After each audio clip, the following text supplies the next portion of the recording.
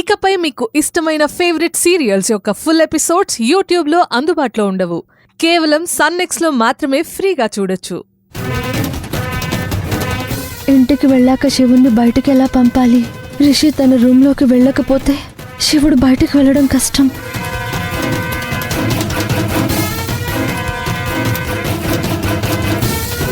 స్రవంతికి ఎవరు సాయం చేస్తున్నారో తెలుసుకోవాలి, లేకపోతే తను పారిపోయే అవకాశం ఉంది. సిరి చెప్పినట్టు ఇది చాలా డేంజరస్ విషయం.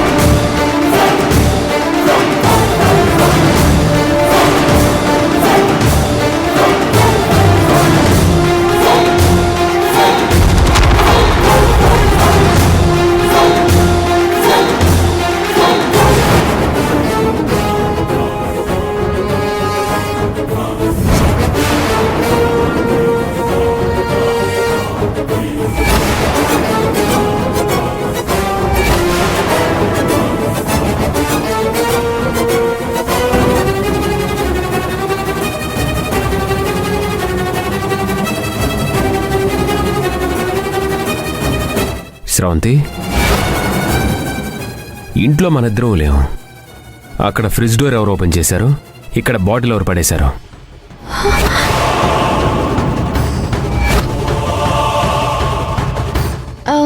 ఇందాక మనం షాపింగ్కి వెళ్ళినప్పుడు నేనే ఫ్రిడ్జ్ డోర్ ఓపెన్ చేసి వాటర్ తాగి ఇక్కడ పడేశాను.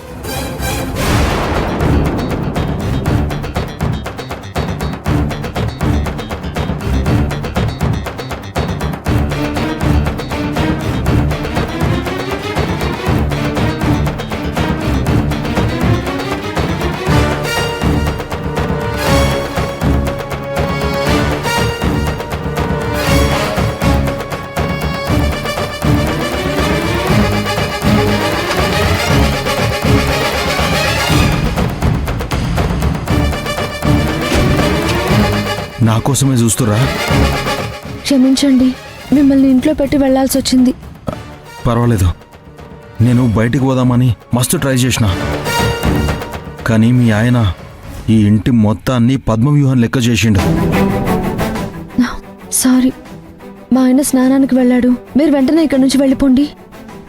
ఆ, గట్లనే. ఒక నిమిషం.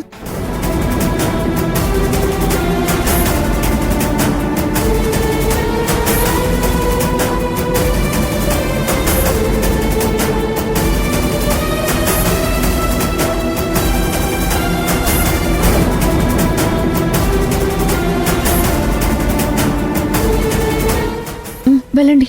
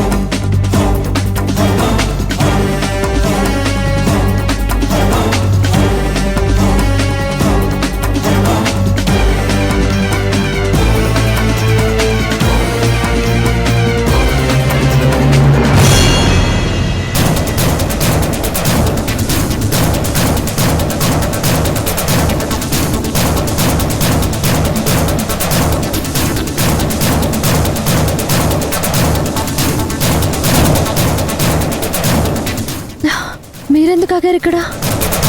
మీరేం భయపడకురే, సీసీ కెమెరాలు పని చేయకుండా ఆపేసిన. వాటిని రిపేర్ చేయడం కోసం రేపు మీ హస్బెండ్ నాకే ఫోన్ చేస్తాడు. అప్పుడు వచ్చి మిమ్మల్ని కలుస్తా.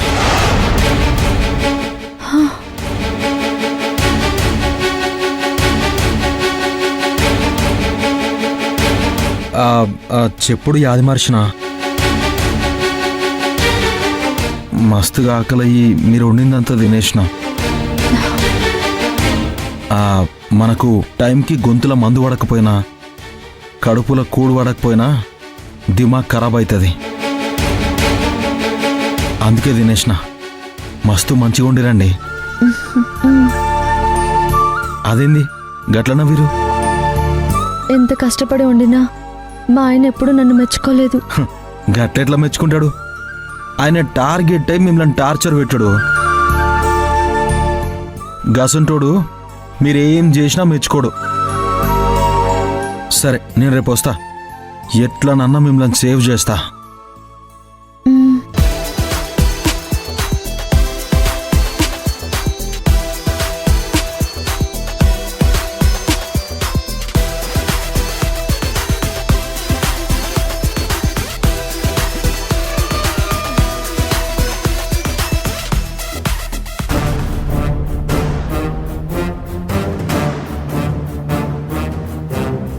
ఈడికి నడుమ పెత్తనాలు ఎక్కువైపోయినాయి. ఏడికెళ్తుండో ఎప్పుడొస్తుండో కూడా తెలవట్లేదు.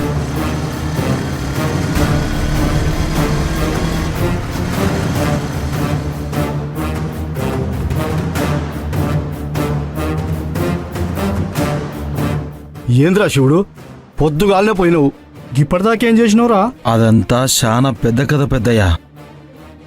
నా ఫోన్కి కాల్ చేసింది ఎవరో తెలుసా? ఎవరురా? ఆ అమ్మాయి భర్తే. అవునా? అంటే ఆయన నువ్వెవరో తెలుసుకోవడానికి ట్రై చేస్తుండనమాట.